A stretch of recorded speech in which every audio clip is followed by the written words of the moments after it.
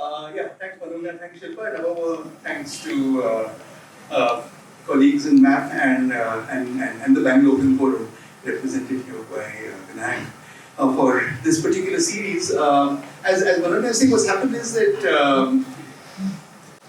the Bangalore, that is to say, MAP has had this particular kind of an emphasis on youth outreach, and I, along with those of my generation, who, so to say, came to politics, came to adulthood maybe in the 1970s, have always been, I think, fascinated by whatever one might call the political turn that took place in the 1970s. I mean, obviously contextualized by the emergency. And the kind of cinema that either emerged in the 1970s or was about the 1970s. You know, the series is called The Radical 70s. And it seems as though the cinema that emerged from that time offers some very unusual arguments for why people became political, or what politics actually was in that particular time. The screenings, the films have been, some of you may have come to them, I hope you have, because I think there's some kind of pattern emerging here. Interview, Mrinal Sen's Interview. We showed Avatar Falls 27 Down after that. Then we showed Arvindan's Uttarayanam. Then we showed Gautam Ghoshal's Mahabhumi. And last month we showed Satyajit Ray's Seemabaddha. And it is with immense pleasure today that I am actually going to be showing, that I'm introducing to you a film called Yeh Woh Manzil Nahin by Sudhir Mishra in 1986 in the presence of the filmmaker himself. This is the mandate of our event. We will talk about the film after it is over. So the plan is that we will screen the film now. We're screening it without an interval. And as soon as the film is over, with a short break, Sudhir and I will be in conversation, and we'll probably go on for an hour and something. As long as there is energy, as long as he has energy, as long as the audience have energy, and as long as there are questions, comments, we will continue. A little bit about Sudhir Mishra. He's a Lucknow man, as you will see in the film. Very important to know that he is from Lucknow. He was born there. He comes from a very interesting and significant family. His father, Devendranath Mishra, who died in 2020, was a mathematics professor and subsequently the vice chancellor of the Banaras Hindu University. His grandfather, Dwarka Prasad Mishra, was a politician and the fourth chief minister of Madhya Pradesh. His uncle, Rajesh Mishra, is a bureaucrat. So that's the family, and there is a certain kind of an emphasis on the origins, which again you will find a reference to, because there are continuous, at least in some of those early films, references to Lucknow and to a certain kind of history that is mediated by the family. Sudhir was not a graduate of the Film and Television Institute of India, and he was not from the National School of Drama, but he was almost as good as having been in both those places, because he spent a lot of time in those places. In the FTII, mainly because his brother, Sudhanshu, was a student there. And so Sudhir saw a lot of films in the FTII. Equally importantly, he did theatre with Badal Sarkar. Now there's a theatre connection which I think you will find of interest. And you'll see this in the film also. After that happened, he moved to Bombay, where he assisted another incredibly famous moment, Kundan Shah in making Janaki Do Yaro. Sudhir's whole position always is that it's Kundan Shah's film. It is his kind of film. He made it. But Kundan Shah himself, I know for a fact, credited Sudhir with a lot of inputs for this film. And of course, you know that one of the two characters in the film is named Sudhir Mishra. As you remember, the other character is named Chopra. He then worked with Saeed Akhtar Mirza for Mohan Joshi Hazar Ho and with Vinod Chopra and Khamosh. Now the thing is that Sudhir has he's got a very, very substantive filmography. He made 18 films last count, of a staggeringly diverse set of genres. So, for example, he's been associated with a crime movie very famously with Is Raat Ki Subah Nahi and Ye Sali Zindagi and other films.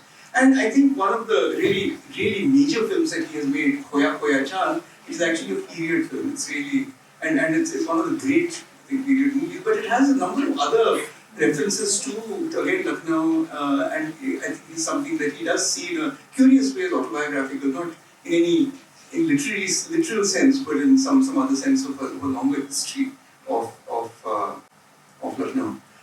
So I'm going to screen the film, but before that happens, I'm going to request Sudhir Mishra to just say a few words and for us to welcome him.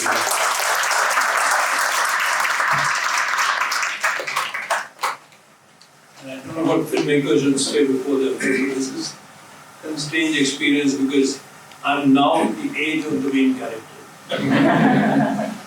So, when I was making this film, these are the three old men.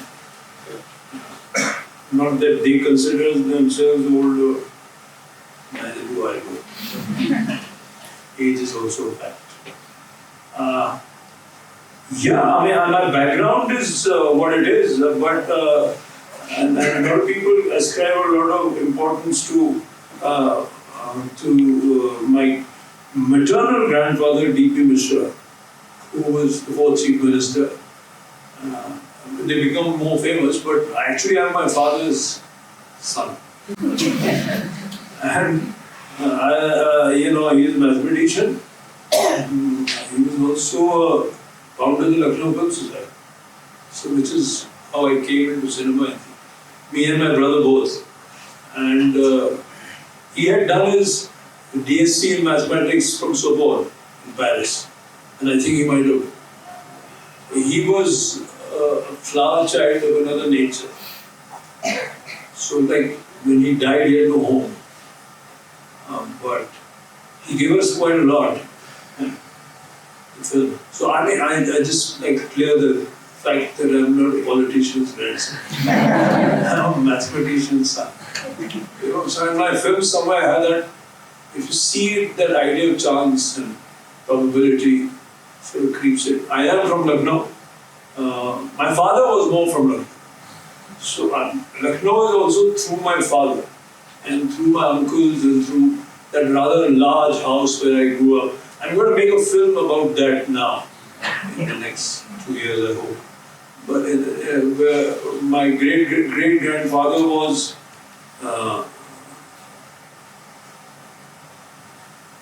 became a builder, some kind of a raheja in Lucknow, and then got guilty and met Mahatma Gandhi and gave it all away. So we didn't get it. My father got nothing. But he had a rather large house in which I remember growing up. So, yeah, I mean, Lucknow has had I carry Lucknow quite a lot with me and I keep going back. I mean, I was just there a month back. Anytime anyone calls me even for a City College function, I go. Just to connect, So, what's the film, there's a lot of, I hope it's not, it's the first film and I come from theatre,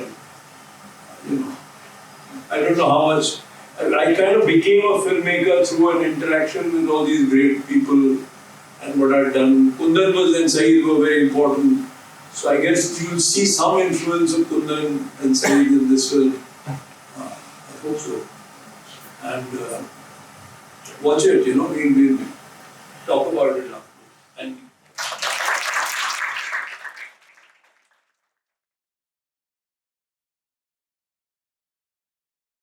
I suppose returning back to a first film has a curious quality, the two things I wanted to say. One is that in the light of what you have done subsequently, in the light of some of the films that you've made, and I'm particularly thinking of a film like Hazaro Khwaishein Aisi. I'm also thinking of some of the other films that you've made that have had autobiographical significance. There is a certain poignancy to return to the first film. The two things here. One is that there's a certain, shall we say, innocence, a certain ability to say it directly without having necessarily, shall I say, the kinds of professional skills that would have covered it up, made it into a more of a packaged thing. It is a raw quality, if you like, to it. How does it feel for you now to see this film? Well, what, 40 years on? What do Well, you I think? mean, I don't know. I'm not given to nostalgia, but I still, I mean, when I was watching this, I was a little caught up with how it was shot and where it's actually a film that's far more ambitious for its budget. So, I mean, you could see those problems. Uh, uh, yeah, I like a lot of the moments with the old men and the quieter ones, the one with the three of them. I mean, it's kind of innocence lost and all that, which is seems like a theme in my work a bit. But I mean, I was just when I was watching this, I was thinking of the end of this new series that I've done in which something happens, which is, but so I mean, yeah, it's interesting to go back to finding what was your impetus. I mean, it's obvious that this young man who has made the film has come from theatre. There's a lot of these theatrical actors. So some of the staging is a bit theatrical. I don't think that matters that much. It was what it was at that time. I mean, I want to specifically ask the political question. We can come to the cinematic question. Which I found very interesting when I was Yes. watching this film, Abhi. And I made this in '86. It was about things that had happened in the '70s, 79, 80, and all that in Sagar. So, I mean, the student movement and the fact that the politician's son was kidnapped in the hostel and then the police that actually happened. But and the vice chancellor, his kind of pusillanimity, his absolute. I mean, I pretty like that shot where they put a helmet on him. Mm-hmm. Yeah. So I mean, it's a bit, it still rings true. I mean, hear things like this happening all over campuses, and which is quite weird actually. And this was about the Congress government. Obviously, there was no BJP or there was no Jansangh in the center, though. In MP, the first NDA type governments had happened.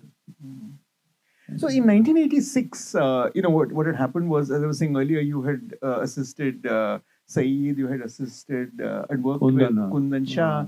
And subsequently, when you're just speaking, there was a certain but always has felt that there's a certain significance to Saeed Mirza casting someone like Bishop Sahani and subsequently casting someone like Kaifi Azmi. And I think there's something incredibly important about the way you cast Habib Tanveer in that role, because there is a certain aura, a certain something that people of that stature bring when they play these kinds of There roles. used to be a joke at that time. Javed Akhtar used to introduce me इनसे मिलिए सुधीर साहब से.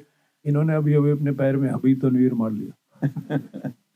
So, But, I mean, I couldn't have made the film without him. So, I mean, when I thought of it, that face kept coming. So I convinced him, and he was very gracious. but more generally, in '86, as your first film, what were the circumstances that made you think of this film as the film that you were going to make at that time? I mean, how did you come to deciding that this was going to be your first film? I don't know. I mean, the film that gets produced, I was in 1987 after this film. This film was in the competition in Tokyo, and we met Kurosawa, and he said, make the film that comes to you in your dreams. So he said, how? He said, if you're a storyteller, you must have more than 20 films to make. And if the producer says not this one, then you say, what about this one? So the film that gets produced is the film that gets made. Right. So, I mean, I don't know, it was quite fascinating. And there was a period in history, and I think this was the last phase where people like Arvindan and Gautam Ghosh and Shashi Kapoor and Shyam Benegal and people like that were on the board of NFDC. Mm-hmm. Right. So they were very independent. So nobody could, and Rishikesh Mukherjee was the chairperson. And for that brief period, I think from the late 70s to the 80s, NFDC enjoyed a kind of autonomy. Mm-hmm. And all sorts of films were made. and so I was going actually when I was going to assist Vinod and I was going for the shooting of, because we didn't think in those days whether we were writers or assistants.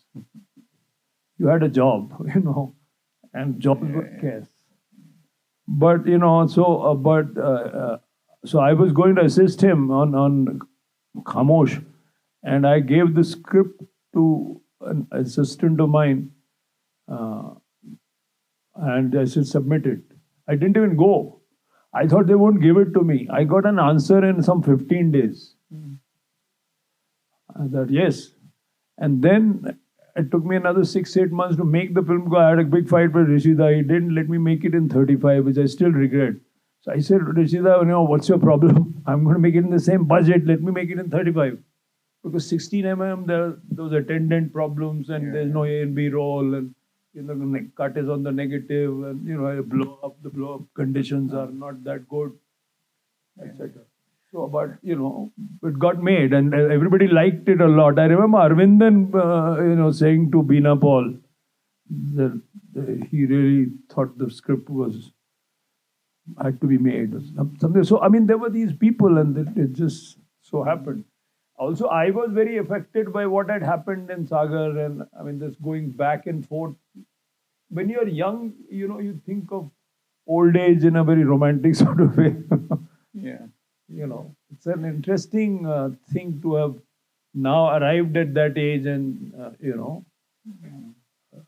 But there is interesting. something- When they say they're still continuing, and we all want to still continue.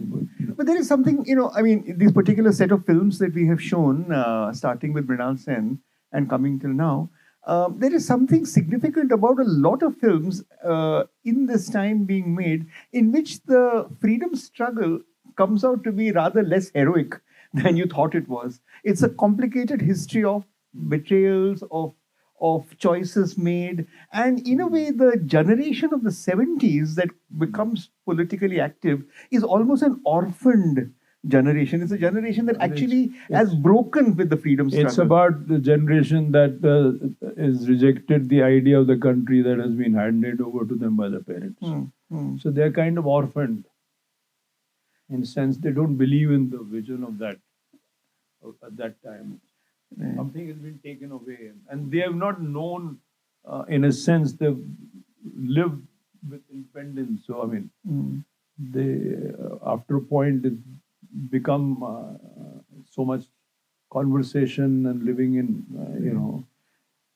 This would be in part some of what was being discussed by other filmmakers along with yourself at that time, but it also something that you would have taken from your own.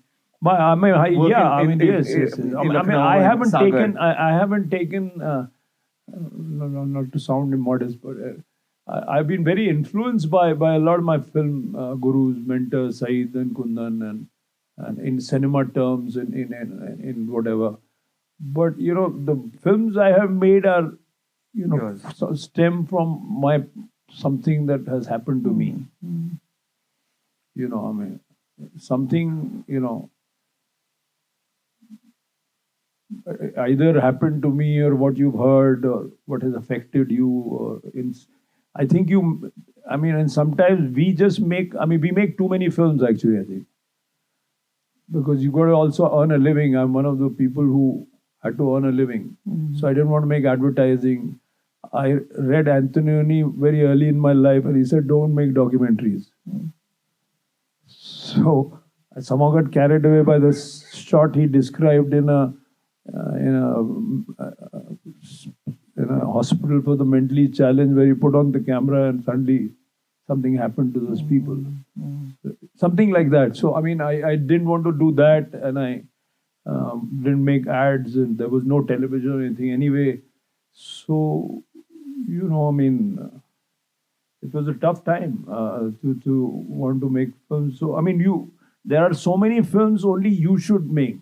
The films that you should make are the films that only you can make. But we don't know which is that, first of all.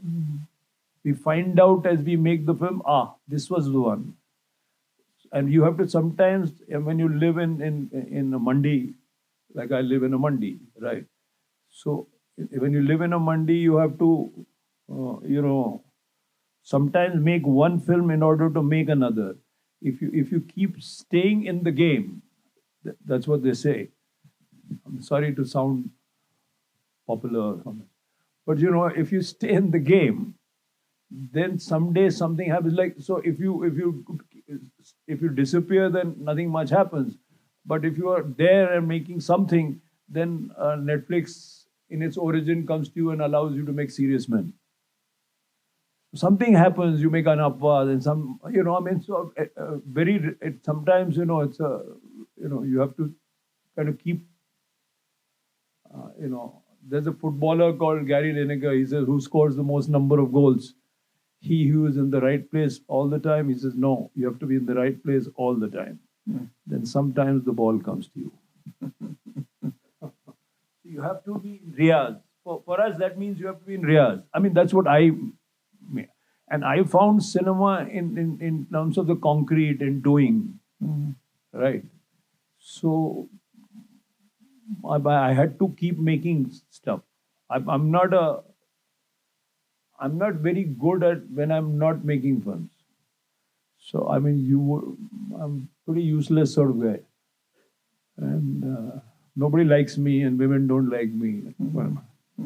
So, sorry. But if you make films, then you are in your element. And I've just tried to keep doing. And a lot of my friends have told me that you have a compulsion to keep going, So you're still writing. So I still have 3 films I want to make in Calcutta. But, if I stop, then it's a problem for me. Yeah. And there are many films that we couldn't make at that time, sometimes. So when will you make that film? Like Rai Babu Manikda made his first film that he wrote last, Gore Baire. I mean, that's the nature of the medium, You have to... I mean, sometimes I've seen a lot of friends of mine and 70s, 80s had a lot of very talented. It was a huge, amazing, explosion of talent in Bombay. Amazing. And 90% of them either ran away or died. Because they all stuck to some idea of yahi karenge. They were just too good. They were those that make it are part hustlers, no? I'm being frank, in the sense that those that make it or those that succeed. Bhatuluchi told me once, and I listened very hard. He said, we and Babla Aditya Bhattacharya and me and Renu Saluja met him in Bombay. And he said that, who's the film director? He who can get money to make a film. Then we'll know whether he's a good or bad one later.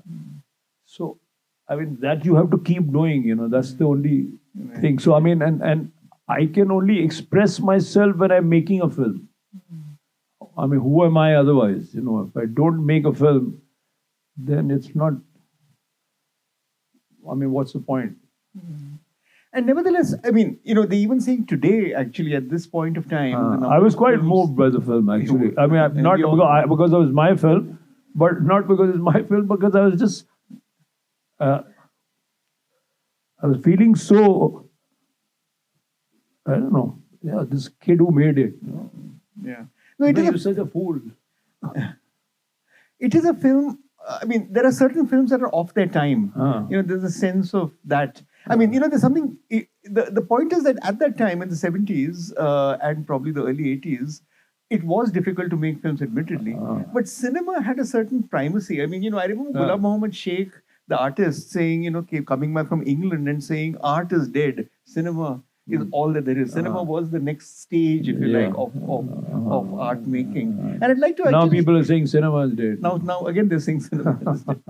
But just to stay with that particular moment, I wanted to continue with the politics of it. You mentioned that there was a specific incident in Sagar that you had spoken about, but there was also an extremely important and very major political incident that took place in 1973 in Lucknow, when the provincial armed constabulary actually erupted in a protest inside Lucknow University, and they had to send in the army. Now there are, I mean, we've had a lot of discussions subsequently about this entire moment when police enter the campus. I mean, it's a very important political moment that takes place. It's happened in India. It happened, for example, as you know, in Jamia, and before that, it happened in the Film Institute. It happened in FTI, in JNU, and other such places. You, of course, were telling me earlier that you were directly involved, and you knew people who were involved in the 1973 incident. I was a kid. No, You were a kid. I was a kid. I was 12, 13 years old.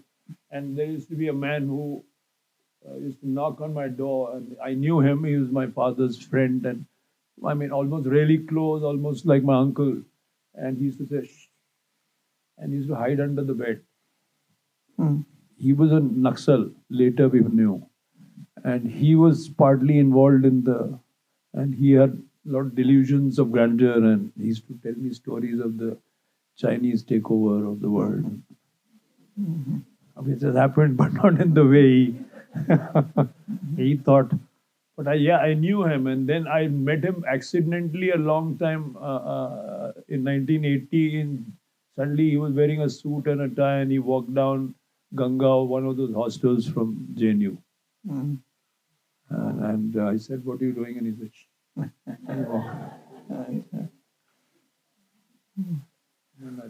Well, there are references to some of these things, for example, both in this film and in Hazaron Khwaishein. No, covert histories. I mean, Vikram in that film, for example. Or, I mean, is someone like Rohit? Did you ever know somebody like that? Many Rohit. So a lot of people who were, who died. I'm telling you, there were a lot of examples of Rohits in the film industry. This sticking to principles really, and not succumbing and starving almost, and living in really tough circumstances. I mean, let's say you were part. Who are the ones in the art film movement who? I'm not saying anything, but what I'm saying is that those that came without any background, without having a house, without a certain family, something, they really suffered. And the background and the technicians of the art film movement really suffered. A lot of them. So I mean,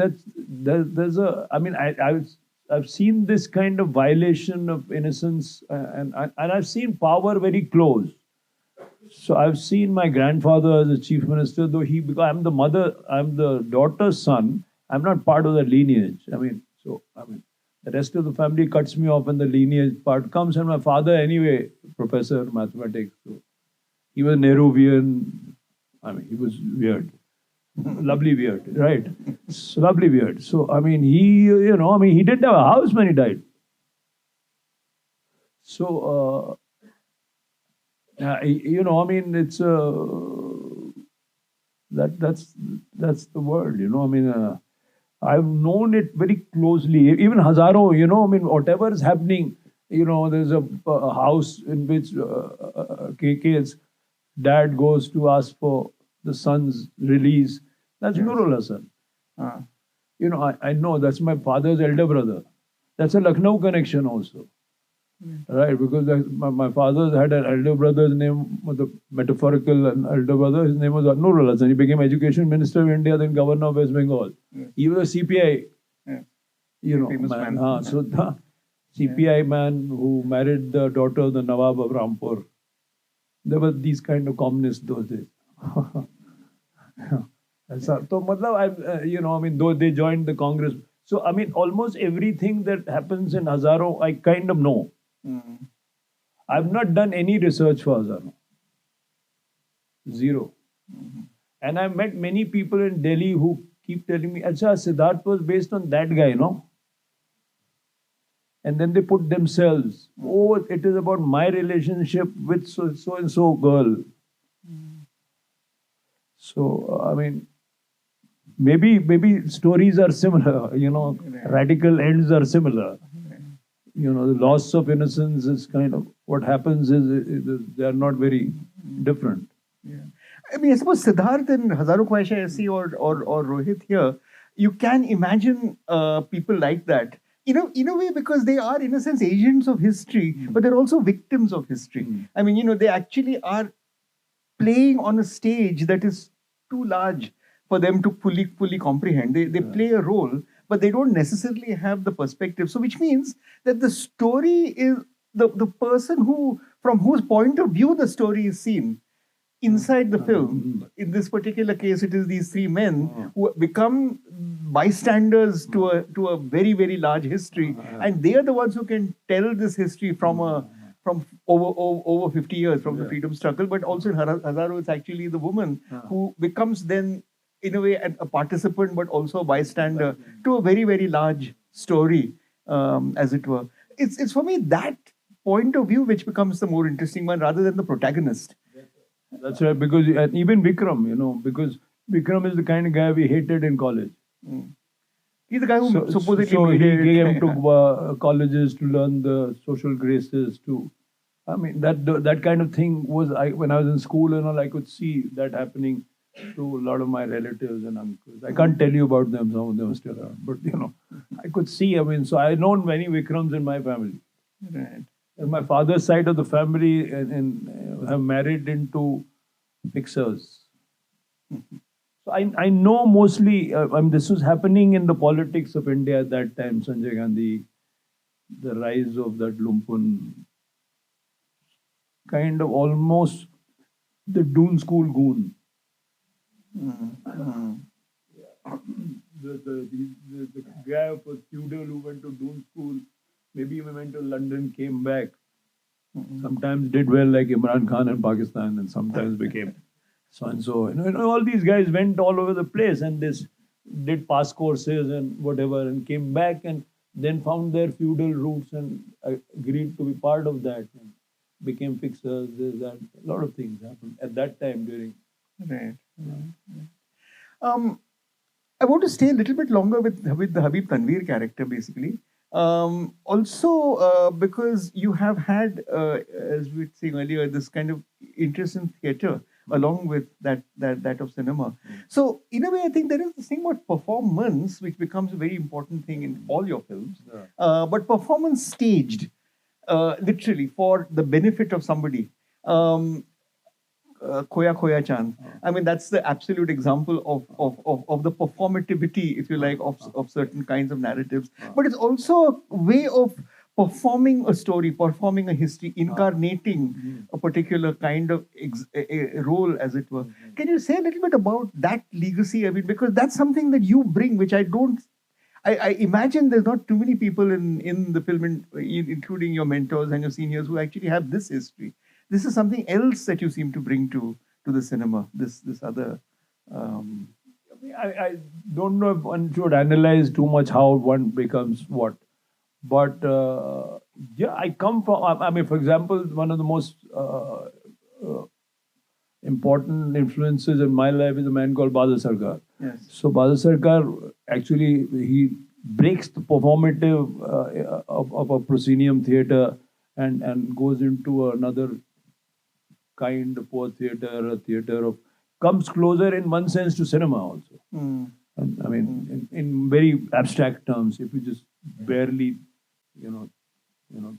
take it and just look at it in a narrative, you could make a Balda film in a Mrinal Sen way, play.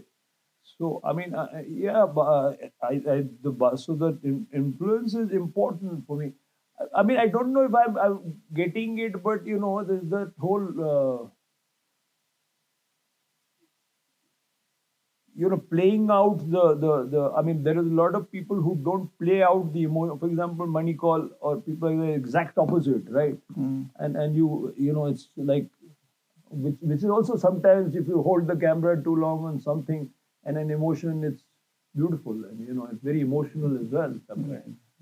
But I've always, also, I mean, I think I'm trying to make films again within the staying, for want of a better word, in the industry. So, see, I come into the industry in 87, 88. Kundan, after Jaane Bazaar was announcing the death of cinema. अरे video आ गया यार, मर गया यार, अभी क्या होगा यार, तू देखना यार, अपना क्या होगा यार. He's constantly muttering in my ears. All of them went to TV. Right. So Kundan makes his next film in 91. Saeed makes what? Arvind Desai ki Ajeeb Dasan, Albert Pinto Gussa Kyun Aata Hai, Mohan Joshi Azero, Salim Langle Pe Matro, and Naseem. And that's it. All 5 of them from NFDC. Yeah. Right. So, because there was, and I am sort of hanging around trying to, in a sense, make films within private money or private equity or within the industry. You know, so Hazaro is produced by, so sometimes miracles happen, and Pritish Nandi Yes. sits next to me in a plane, and I'm depressed, my funding has run out, and he says, what happened? And I don't know him much. And he says, I start abusing because very upset. And he says, abusing the funder who had walked out the last moment and everything was set. And he looked at me and he said, what's the film about? So I told him in briefly 5 minutes. And he said, come tomorrow, take the check. I'm not kidding. In a plane, that's how it happened. So this is pure accident. That's the thing with these things, you know. Sometimes some things get made, you know. I mean, you have to be around to and hold on to something that you want to make, and then make it when you get the opportunity. Because unless you are, you know, Jean Renoir or something, and you're Auguste Renoir's son, you know, and you can sell a dad's painting and make a film, you know, then it's fine. But it's getting to be more and more expensive, and tough one, and or it's getting to be very cheap. So I mean, for me personally, I don't, you know, just as an aside, I'm very inspired by the young women of today. So if you see Payal Kabadia, or you see the girl who made, the person who made Girls Will Be Girls, or the person who made Santosh, or all the, I saw a film called Shadow Box, Bengali film in Berlin, Abhi. Yeah. You know. So all four, Tanushri Das. Tanushri Das, So many and her husband together made a film. So I just think that it's interesting that they're again finding some way of doing things, you know. I mean, and getting together, and it's. I asked her the budget. She said 1.5 crores. So I said, let me give you 1.5 crores. Let me direct a film for you. I'll give you 2. Let me make the film, you know. Because that's how I'm trying to also go back to Bengal and places like that to try and do what I want to do in a budget that's like, I'm going to do a very low budget film on Gandhi. It's a brief time in the life of Gandhi. Just 2-3 days. So, but you know, you can only make these films if you get, bully or some of your friends and you know, do some crap work and put some money, because I don't come from any kind of, I've not inherited anything.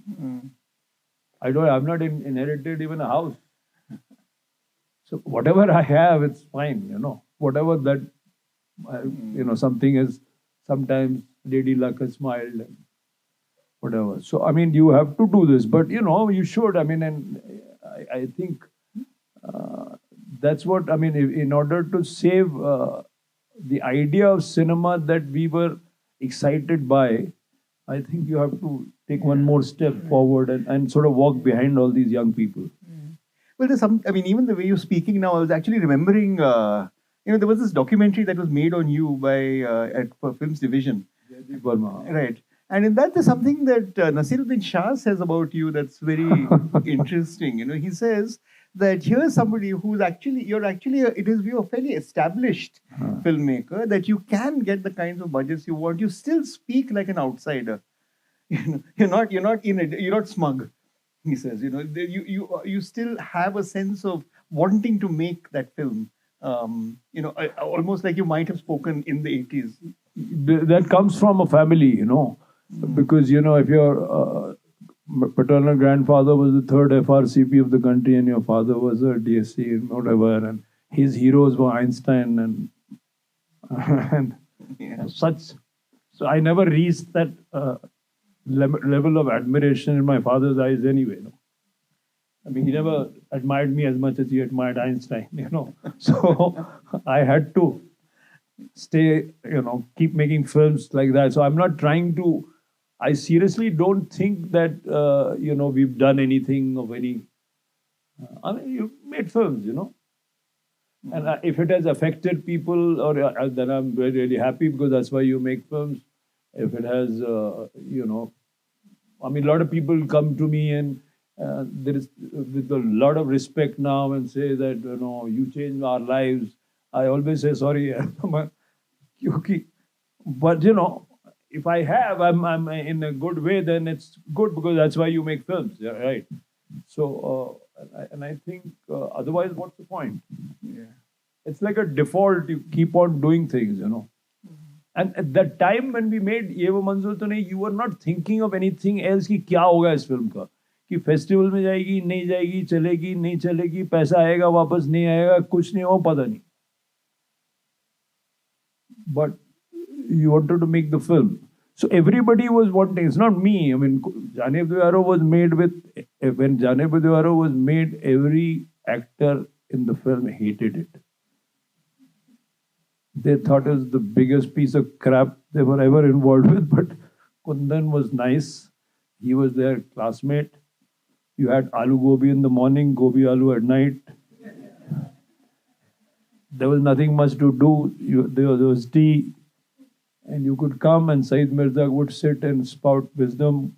And you could hear him if you were not involved in the take. He was and 40 days passed. While we were scared shit that what we were doing was a load of shit. Then they saw the first cut which Renu did and took a 3.5 Renu Saluja did, which she took a 3.5 hour because we didn't have the foggiest notion how to write a script. I was 23 years old, Kundan's first film. And whatever it was, she made a film out of it. The edit made a film out of it. So do you give her the credit for the form that the film has now got? Yeah. I always say that, and she broke every, I mean, if you see Jaane Bhi Dewaro carefully, she broke every rule. And there is a jump cuts without making it obvious because she's cutting for comedy. So she's cutting that there will be a laughter. So you won't notice that in the Mahabharata scene, people have Ompuri jump from left to right.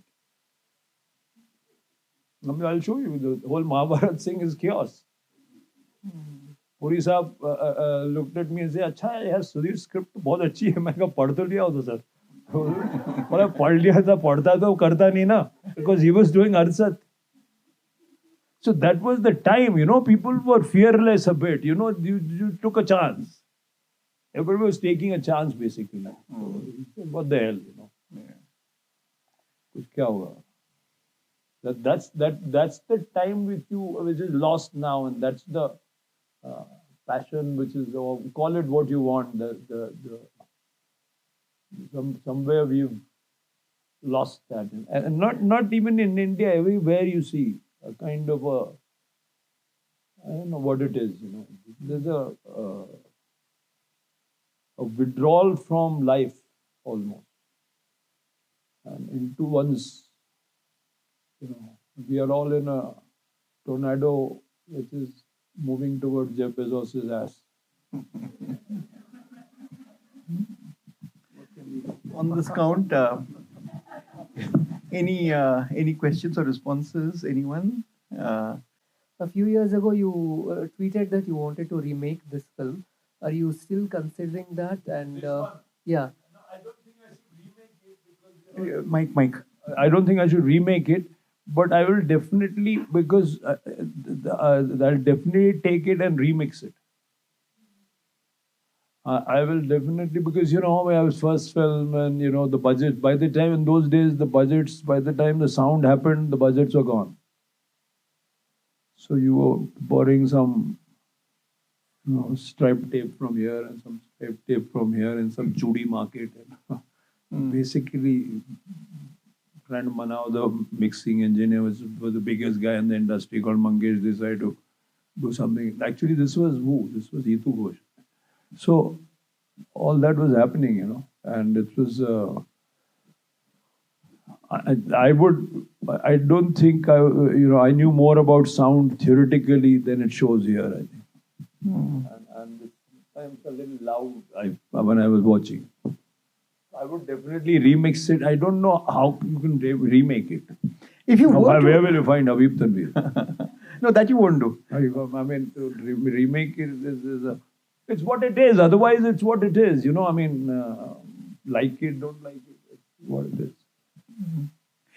But if we were to go to a time machine and we were to return to 1986, and you were to able to make the film in the light of what you now know, but in '86 with the same people, would you have made a few things differently? I mean, I'm thinking specifically of the character of Ismat, which I thought didn't get kind of fully realized. I mean, it seemed like there was more being attempted than was realized. For example, there might be other things in that film. There were tracks. Too many tracks, but she just became the trigger for the revelation. Yeah, I mean, maybe, but I won't. I don't know if I would change that. But I'll let you onto a secret. Yeah. I don't know how I make films. I seriously don't. So I forget and I have amnesia, and I'm not kidding. So I've forgotten how I made the last film. So when I'm watching this film, I'm almost watching it like an objective viewer, almost. That, yaar, ye kyun aisa, ye kaisa, So I don't know. I mean, it's a good thing also, I mean, maybe my father's training, you take a hypothesis and you don't know where you are going exactly, but I probably would. I mean, if I would make the film again, I'd make it totally differently. If you gave me this story, and a lot of people have told me to remake this film. At one point they said, Javed Saab said, if you allow me to, I'll make it with Amitabh Bachchan and this and this. What's the point? I mean, you could make another film with them, no? But if I did, I would make it very differently. And I don't know what that difference would be. Because, you're also now what you are and the world is different and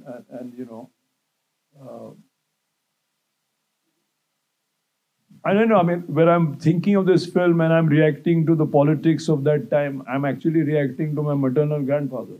Right. Because he was the one chief minister that I actually knew. Right. So when I'm talking about the politics of that time, whatever, then also I'm talking about him because he's the one who, he's one of the people who also is responsible for Mrs. Gandhi coming to power. Now, whether it's good or bad or right or wrong, or there are many views now, especially now in 2024, 25. So, I mean, but that boy who's making the film that time is seeing the politics of the dirt that has entered politics by the time the 70s are getting over. In 67, the Congress government was toppled in Madhya Pradesh. My grandfather's government was toppled when I was 7, 8 years old. But later I was told by his adopted son, Govind Narayan Singh, who had been the minister, he walked away with Vijay Rajesh Scindia and the BJP and formed another government called the SVD, the Samyukt Vidhayak Dal in MP. That's the first time that kind of thing happened in India. When MPs were locked up in bathrooms and shit like that happened. It seems like that's still happening today. But no, my question was, do you think that it's possible for filmmakers in today's political climate to make films like this?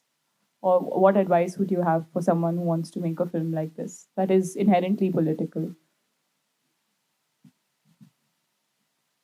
I'm not you, so I mean, if I had a compulsion to make this film, I would make it.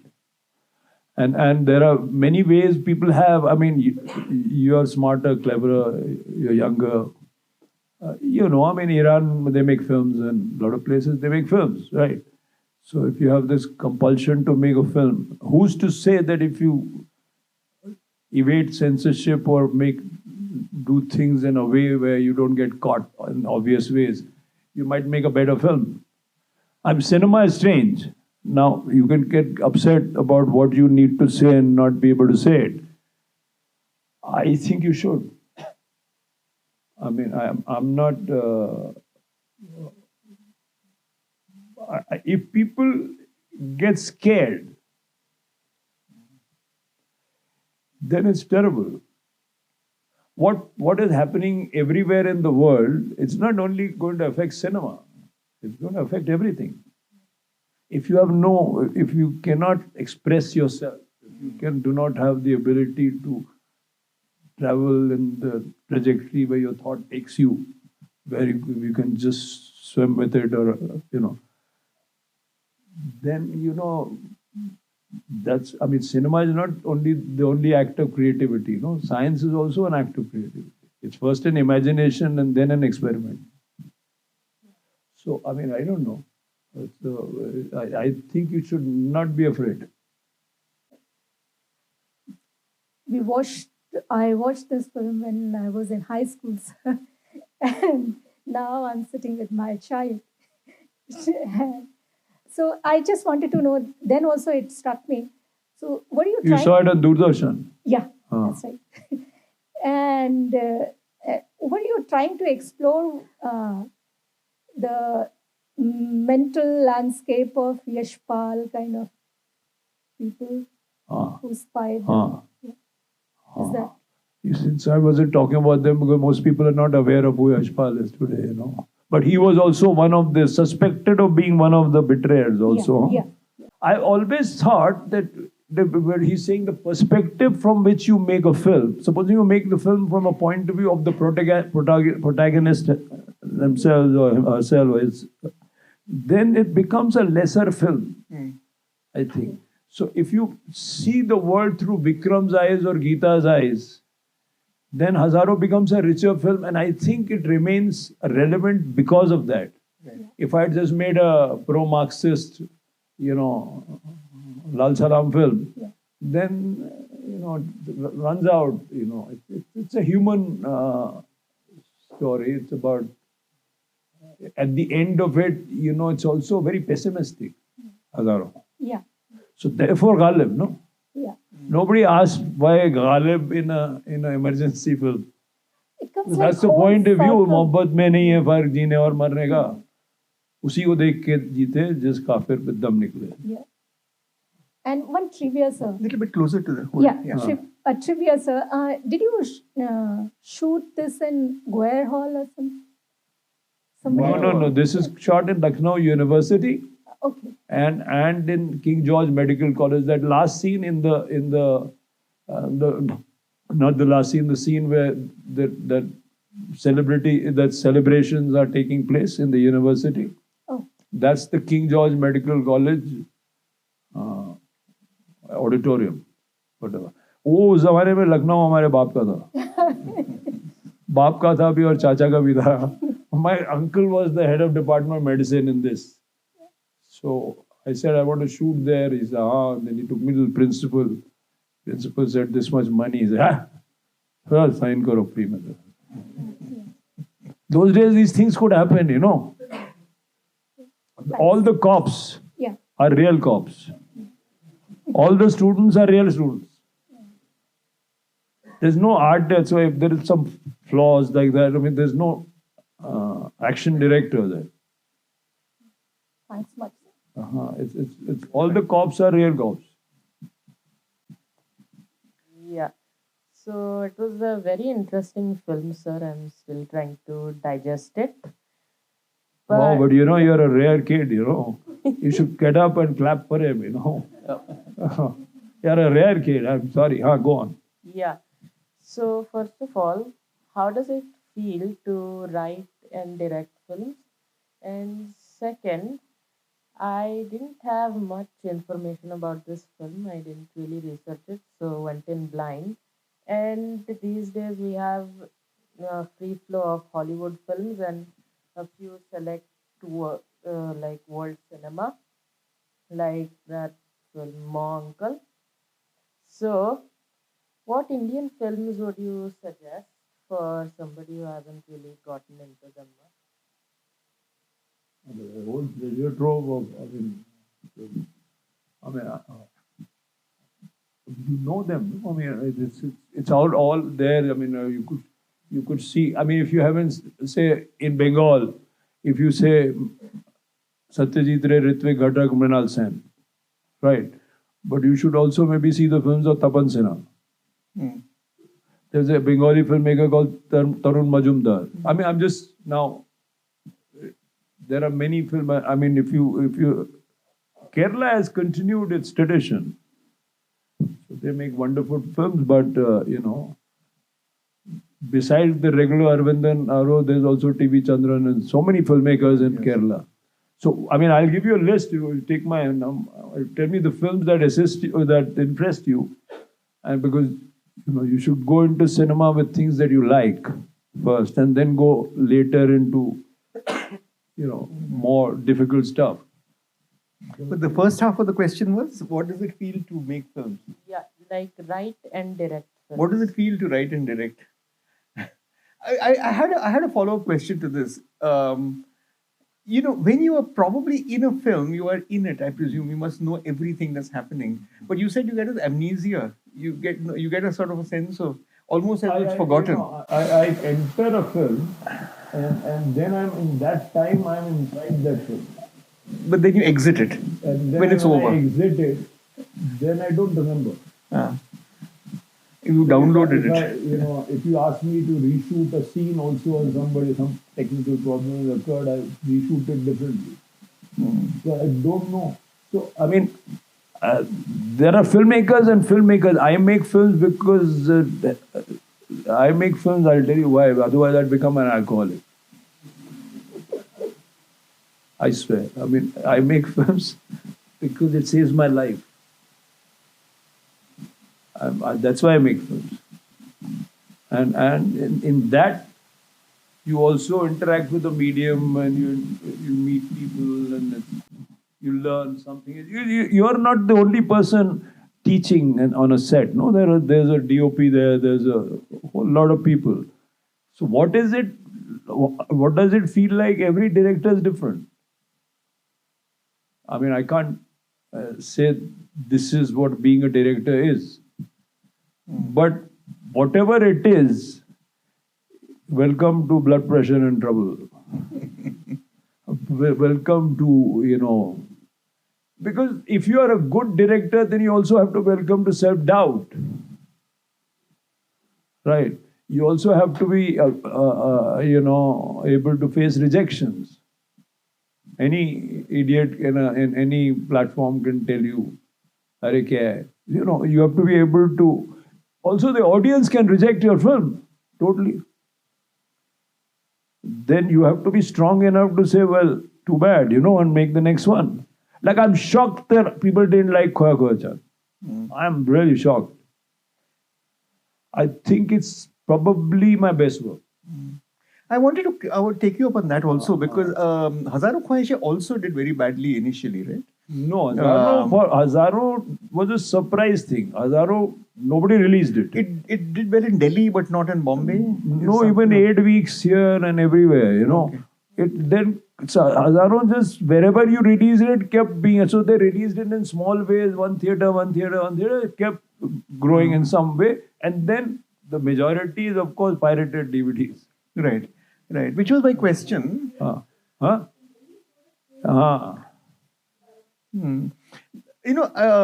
mentioned Jaane Bhi Do Yaro, a film that probably was not going to have a career. Kamal Swarup's Om Darbadar is an example. So these are films that actually become cult. And I'm very interested in the cult, basically because now what happens is that initially with piracy, and with video, there was a whole audience for them, which actually saved some films, because they were actually seen. It was not an audience that could be commercialized, but there was a huge audience. And I think that some of your films have gone into that zone as well, which sometimes can actually be the saving of a film. I mean, obviously distributors don't like it and the financiers don't like it, but it goes into that. And I suspect Hazaro is like that, and I think Koya Koya as well. Koya Koya is like that. But good. I mean, I'm not complaining. Whatever happens, happens. I haven't thought too much about, what saves me also is I don't give it all this much thought. I just make the next one. And sometimes I'm actually making what I want to make, and sometimes I'm making something that will let me make the next one. But I'm being truthful. But I don't think, because Khoya Khoya Chand really broke my heart a bit, because I thought it was first of all, Khoya Khoya Chand, they thought was about the 60s also. So the 60s was not merely in the background. The film had a 60s popular film structure. So there was a hero, there was a heroine, there was a vamp, there was a villain, there was a hero's friend. Right. So the hero had weaknesses, betrayed. The heroine fell prey to temptations, was a bit of a slut. The villain, the tramp, the vamp had grace and wanted to do something. Right? The hero's friend was not supposed to just be the hero, he wanted the heroine. So it was breaking the stereotypes of people at that, that was the 60s structure, was not just about, I thought. I mean, this is what I tried. It obviously didn't work at all. And this people saw it like a period film. It was, but it was about something. I mean, it was about the brackets in which society sort of puts, It's about trying to break shackles in a sense. Question on that side. 2, 3, we're going. Yeah, hi. Firstly, huge fan. Hazaro is one of my most favorite films ever. I loved this as well. And sorry, this may sound a little superficial, because I had some questions about your process, your creative process, and sorry if that sounds superficial, but I was... It's not superficial. I'll answer as best as I can, but I don't know it. Yeah. So I'm not sure how exactly to frame this, but when you're not making films, what are some of the things that you might be doing to, become, quote unquote, better at making films, if that's at all what you're doing? Or what are you doing when you're not making a particular film so that the next one is better, more satisfying, more... I'm not sure how exactly to finish that adjective. I don't know. Traveling is something that I do a lot. I've been in Berlin, St. Petersburg, Moscow, now here, and I'll be in Calcutta in 1 month or something. So I travel a lot. I'm trying, because new places sort of inject something new and something. Mind is a strange thing. You don't know how it gets figured where. So I tend to do that. All of us listen to music, and all of us listen to or see everything, whatever. All of us, are at the moment mourning the death of whatever we held dear. So there's a problem here, but I don't know the method truly, but I keep working. I keep working, and if something doesn't work, then I drop it. Then maybe it emerges some point, because no point in beating an idea, right? Sometimes an idea feels like it can transform into a good film, but then you sit with it for some time, and doesn't seem to work. So then you have to drop it. So, I mean, that you have to be willing to do if you're a filmmaker. You don't have to only kill your darlings, you have to dump your darlings. Yeah, I mean, there's no choice in it, because otherwise it becomes forced. Unless, of course, you got money to make a film. I made a terrible film called Calcutta Mail. Right? And I couldn't leave it because I used to look at the producers and their face, and it was too complicated, and they'd already sunk in so much money. That was a remake of a Telugu film. Yeah. So I shouldn't have made that. That is one film I shouldn't have made. I mean, but Anil Kapoor and the whole group sort of came at me, and I wasn't doing much, after. See, the kind of films that we make, money is not available all the time. No? If I can ask a follow-up. So when you say that, just like a second, yeah. When you say you keep working, that means that you keep thinking, writing, discarding, dumping ideas, stories. I mean, essentially, you just keep writing. Is that what you mean? I keep thinking and writing. I went into Bertolt Brecht's room in Berliner Ensemble in 1987, and I discovered that he used to write 4 plays at the same time. There were 4 typewriters. So he was writing Mother Carriage and Threepenny Opera at the same time, which sort of violates the principle of a serious artist only working on one thing and concentrating. Because it is either the same thing or different things, but you are making it so, one work will leak into the other or something will happen, no? But I don't know. Then the one work sort of takes you over. So then for that time when you start working for the last 6 months or something, you don't work on any other script. Now you work on that, and then you, for the next 6 months or something, you only shoot that. You can't do 2 things at the same time in terms of, but you can ideate. You can think of what to do. Because it's not necessary that what you hold very dear will get made. It's not even necessary that you hold what you dear you will like after the script is complete.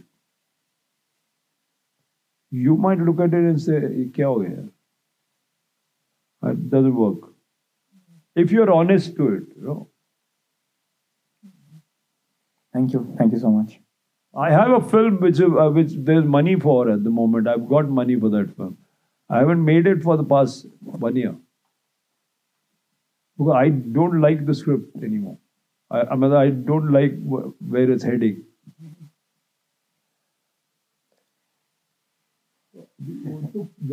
It's a medium which is strange.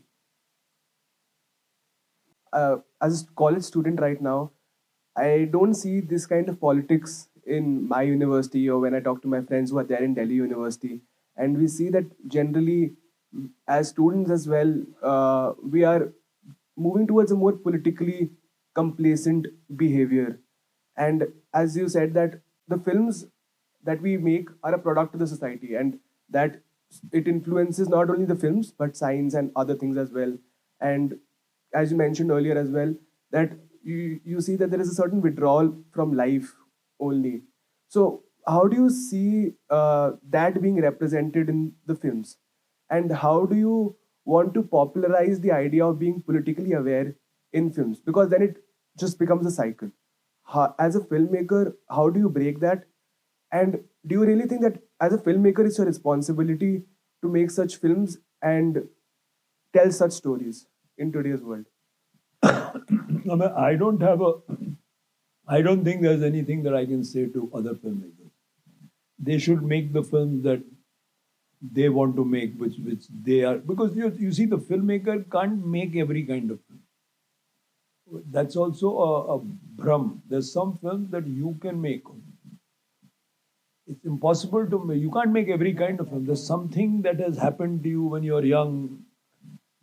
There's something, the way your parents have brought you up, whether you were in a joint family, whatever, the girl who dumped you when you were 14, how did she, etc., etc. I'm just being a little frivolous, but you know, your relationship with your family, whether the teachers you met, something happened in the place, the geography, the weather, something affected you. So which takes you towards being a particular kind of artist, kind of filmmaker. Right? You can't make everything. You can't tell Moneygall now make a this kind of film. You can't, you know, make a political film, Money. Why? Or Kumar used to make very political film, but in his own way. Right? Kumar Shani. Kumar Shani. So, I mean, that was another, you know, so there are Gautam Ghosh made, but I mean, I think you should make films that come from within you. And then that's political. And politics is not just making films about, political films are not just making films about, you know, about political movements or whatever. I mean, the 70s or 80s are times when, you know, you couldn't evade being that, you know, it was so much in the air. Right. So all of us also, if you see the beginning of Hazaro, then I say that these are my imaginary siblings, you know, elder brothers and sisters. Those that grew up in the 70s and those that, you know, had that, you know, were rejecting the idea of the country that was handed over to them by their parents. That was another, and they were rejecting it in many ways. You know, the women were rejecting their mothers, tradition. There's many things that were happening, right? It's not just, political is not just elementary, I mean, student movement or trade union. Though you should, I think, make films about that also, with there's a total lack of, but I don't know. Hi, sir. It's funny that you say you suffer from amnesia, because I see this film as a very specific study of memory and time, a juxtaposition of memory over time. So I was just thinking that even if we remove the perspective of these three men and just take Rohit's character arc of him seeing his friend get killed and the politician's son coming and taking revenge, that it itself would have been a story. But you try to treat it with a certain form of time where the memory coincides with it. So when you made this film at that age, what I just wanted to know, what was your state of mind? Were you angry with the world? Were you angry with life? Or were you in a very spiritual zone? And what was your take on time, and how did you assess time over a collection of memories? I don't know. I mean, I was angry, but I liked this. You know, I mean, I think personally, if we are going into it, everything is in a moment in time. You know, a hero is a moment in time. There are no permanent heroes. The idea of home is a place in time. You go back to the same home 20 years later, it's not the same. You're not there. Your grandmother is dead, your grandfather, your friends have gone. You know, there's different people sitting, they've claimed the houses, you know. So, I mean, that's interesting that, you know, those three people go back to their houses and the roads have changed and different people lay claim. I go to Lucknow and, you know, if you see the documentary on me that's made by Jaideep Verma, he makes me go to the place where I lived, that Lucknow house, which is broken. So I'm trying to find my bathroom. And I actually peed my bathroom was supposed to be, because it's gone. It'll never come back. But it only exists in that moment.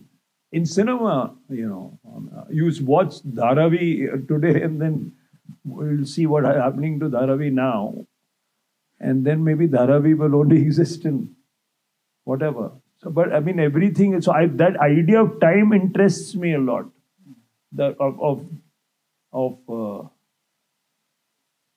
How you started off and how, where you are. The foolishness of youth, but without which not much is possible. There's a contradiction. So, I mean, I think I'm one of the few filmmakers who can handle contradictions and irony. There are very few filmmakers in India who can handle contradictions and irony. Thank you, sir. One supplementary question. We see a celebration of human weaknesses in your films. That's why heroes don't do my films. So, what's the thought behind that? What's the process that you go through that? Usually we celebrate heroism. And here we see you're shiny. I think that's one of the biggest flaws, and that's why the world is what it is when you put heroes on a pedestal. There's no such thing as heroes. You may have been a hero in some moment in time. That act would have been. And often a heroic act leads to a lot of problems for a lot of people. So you don't know who's the hero and what is a heroic act. So I have a problem with all those definitions. But I'm not a good enough filmmaker to handle these ideas. See, all our knowledge, I'm a far brighter guy than a talent. Your knowledge is always more than your talent. It's a problem because you know a lot more. I've seen every film in the world almost in the past, not now. But but why am I not Fellini? Who knows? So it's a question. But so fallibility, acceptance of fallibility is very important to me. I think that's a human trait which is missing in this, and especially now when everybody is screaming. I mean, it's nonsense. People are strutting around the world, pulling guns out of holsters and saying, I want Greenland, I want this, I want... I mean, what's crazy? World is nuts. Changing history. In a sense, you're using it. The problem is not in every community will need a myth. Myth-making is part of it. But if you use a myth in order to demolish someone else or to affect the present in a way which is kind of banal and evil, then it's a problem. But, then you are getting into areas of censorship and all, which are difficult areas. Okay, last 2 or 3 questions. I think we Hi, sir. 3 questions. First of all, thank you so much for bringing this film here. So my question is, what was your process of collaborating with NFDC? Like, how did you pitch your story to NFDC, and what was the creative freedom that during your time, what NFDC offered, and what NFDC is now offering the creative freedom to today's filmmakers? What it's offering now, I have very little idea of. At that time, I told you it was a moment in time. Again, so NFDC was also a hero in time, right? So there was a NFDC, and it's not the same always. You could say NFDC, but it's no longer that NFDC. It no longer has Rishikesh Mukherjee as chairman, Malti Tambe Vaidya as managing director, Ravi Gupta as somebody, and 10 people in the board who can talk to the minister and say, "Hey, kya kar raha hai tum? Tum chup raho." There's hardly anyone who can talk like that today. Right? So, Sham Benegal, there was a whole set of people that whatever else you might think of them, they were very gracious and they were very encouraging of all of us. They were very warm and you could get anything, if you asked politely enough. And many of our generation were not polite at all. In the institute those days, when my brother was there, when Satyajit used to come, they used to abuse him. Huh? Manikda was their favorite go-to. So, it was an FTI thing. FTI, mein. But that's also youth, no? I mean, you're trying to be something, no? Okay, Manogna is indicating 3 more questions? 2 more questions. Okay. Good evening, sir. I'm Ashish. Sir, I have 2 questions for you. Sir, I want to know, like many times the audience goes to the theaters to watch a certain kind of movie, and then a sizable portion of the audience also says that they want another kind of cinema like this, but we don't necessarily go and support that by watching it. And that kind of, it's a bit different than the momentum of the conversation, but it kind of ties into how each kind of movie is supported. I wanted to know from a filmmaker's point of view about this aspect of accountability of the audience. So that's my first question. And second, what you said right now, that our knowledge is more than the talent. That kind of struck me. If it's possible, you could expand more on that. What the first part of your question is, I think, the central question of our time. There's a playwright called Jean Genet who said, some nights the audience is genius. So it is from a genius audience that a genius filmmaker emerges. It's from a culture. I mean, not necessarily, again, Colombia's Escobar or Marquez, so not.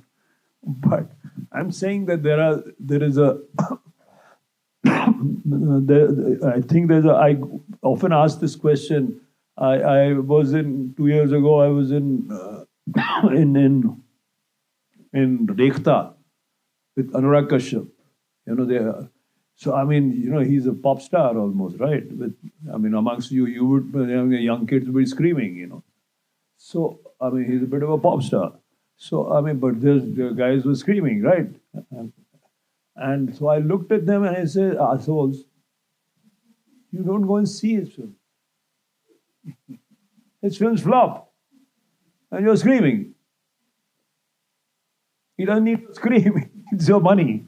Go and see the films because there's an absence of the state funding. Patronage has gone. You're all on your own, right? So you have to be Lok Sabha members and not Raj Sabha. See, the art film movement was Raj Sabha members, no? Okay. You were nominated. Yeah. I nominate Sudhir Mishra to make a film or Saeed Mirza. So often we made good films, right? Very good films, and often the nomination was not corrupt at all. See, again, that period, the nomination was not corrupt. Nobody took any money. There's no, इसको government office है, इसको 5 लाख का check अंदर से डालो, ऐसा कुछ था ही नहीं. बिल्कुल ही.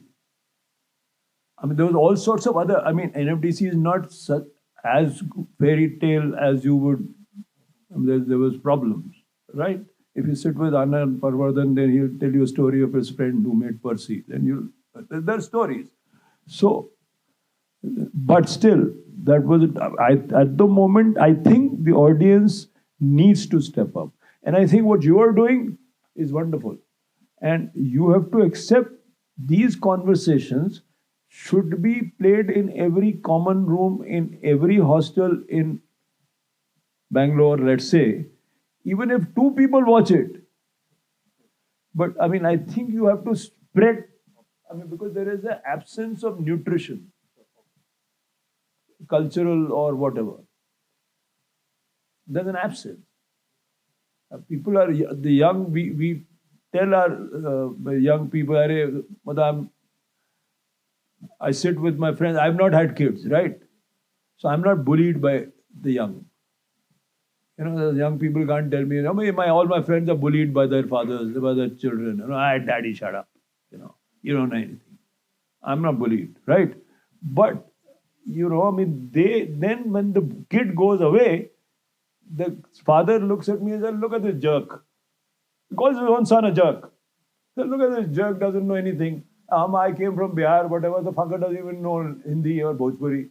But you never taught it to him. You never created an environment. You never made him aware of these things, because if you had when he was young, if you had taken him to various places, if you had kept his connections with his roots or whatever, or made him totally adrift, but in a very interesting way. There's not, I mean, anything is possible in life. You can be a very uprooted filmmaker, right? So, but it's a problem, and I think this is the solution. This audience, to create audiences, and those audiences must see the right wing or the popular cinema always holds on to their own. Yeah. They don't dump their own. Yeah. Watch it carefully. The liberal left dumps, अरे ये तो बोले यार अनुराग कश्यप का ये थोड़ा सा कोई allegation होगा, अरे छोड़ो छोड़ो मैं थोड़ी ना भाई, relax, no. I'm not saying you got to stand with him for shit, but you have to see what's right and what's wrong, So we have to do that, and I think unless you guys do that, you are lost. I would be very sorry for you. Because you are entering into a world which is totally different. Where is going for 5 years later, maybe you guys can tell me more than I know. 5 साल के बाद किधर जा रही है दुनिया मुझे नहीं मालूम. My friend Shekhar Kapoor, Big Brother, is very excited by AI. But he's also excited by some other things. But yes. He's very excited with AI. And he keeps telling me that come to me and I'll show you how you're totally independent once you're. But I don't know. But it's a world adrift with algorithms. The DOP in series, the DOP is absent. Who's the DOP? It goes out. Nobody knows. How many of you know Hindi songs? Sing me Amitabh Bhattacharya song. Can you? So then you can't. He's the most popular songwriter of our time. If you ask me when I was young, I would have sung you 20 Sire songs, 100 Yogesh songs also. You don't even know who Yogesh is. I could have sung you 100 Yogesh songs. I'm just saying. Right. We are lost. You have to stand by your own. If you don't do that, you are in big trouble. Musk is going to take you and swing you so hard, you won't know what hit you. Okay. I'm not kidding, and I'm not here, there, I have no knowledge of, politics has changed, the traditional left and right have gone for a toss. They tell me Hillary Clinton is a leftist and I think she must be. There's a lot of things, all our definitions have gone. But the idea of commons, of things that belong to people, the net, for instance, should belong to people, no? Yeah. It should belong to, the air should belong to people. It's the air, no? There's a fascinating chapter, Sahid Mirza has written a book called, I know the psychology of rats, which is on Kundan. Yeah. Kundan and Sahid are lying on the ground, and Kundan, they are looking at the stars, and Kundan tells Sahid, what's going up in the air? Sahid, the stars and whatever meteors. He says, no, money. Yeah. Money is being transferred from here. You can't see it. The invisible is what is happening, and we are not aware of 90%. We are not aware of what you guys are. I feel really sorry. It's a tough time. As an independent, you will have a very good time if you adjust to things.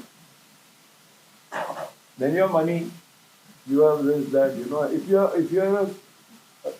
are a relative of mine long years ago wrote a poem called दिया मैं गीत बेचता हूँ. अगर आप गीत बेचते हैं तो ठीक है, वो अच्छा है, बहुत खरीददार है. But if you want to do something independent or you want to, it's a tough time. Okay. final question. So one of the main themes of the film was how the older folks in the film talk about student activism during the independence and how they villainize student politics at that present time. And it's something that's contemporary right now as well, where like people talk very fondly about actions in the 70s during the emergency, while they look at student politics in say TU and JNU and talk about how radical and anti-national it is. Why do you think that cognitive dissonance exists? Go again. I mean, cognitive dissonance. Why is there a gap? Why is there a gap or cognitive dissonance between what? Viewing, between how people thought of then because what's happening now. What happened in the 70s was also pretty radical. It was also violent at times. It was also people were doing the same kind of political actions now. But now when you look at the present government, or people have a very negative opinion about student politics in general. But every year we celebrate the emergency as this thing where students rose up against political powers. So why is it that now people are not able to look at student politics in the same way as they look at it in the 70s? Because I think politics has become a ritual. I mean, see, you can go and stand and raise slogans. I was shooting in JNU, they were raising slogans against me. So, I mean, then it becomes, it's a ritual. It become a habit. Luckily, I worked with Badalda. He taught me that's why I was never disappointed when the wall fell. I mean, working with Badalda made you, so, I mean, it's, when things are deprived, when the ceremony goes away, and then it's merely ritual is left.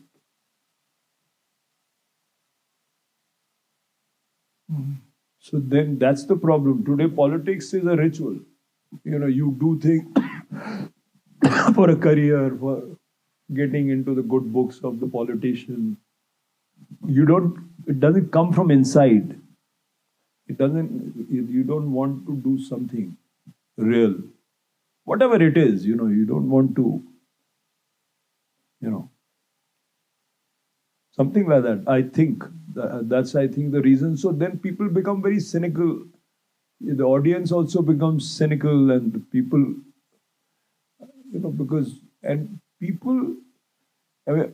radicalism is also now a way of achieving a career.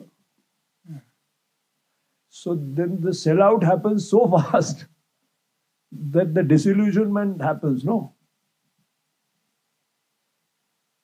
So there is a problem here.